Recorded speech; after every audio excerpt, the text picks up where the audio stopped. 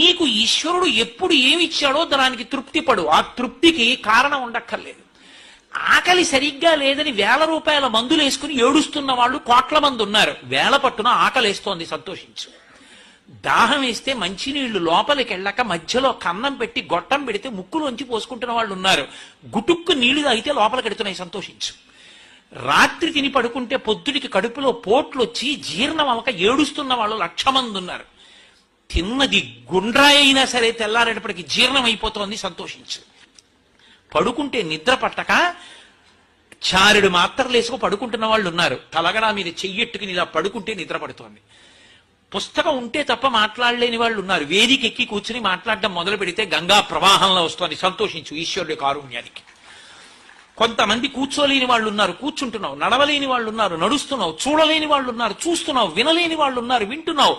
ఈశ్వరుడు నీకు ఇచ్చిన దానికి ప్రతి క్షణం తృప్తితో ఓలలాడిపోవాలి. ఎన్ని మాటలు కృతజ్ఞత చెప్తావు.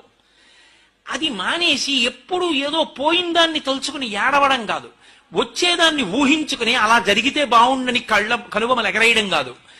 ఇప్పుడు ఇక్కడ నీకు ఈశ్వరుడు వర్తమానంలో ఏమిచ్చాడో దానితో తృప్తిగా ఉండడం అలవాటైతే వాణ్ణి మించిన భాగ్యవంతుడు లేడు. అదే ధర్మం.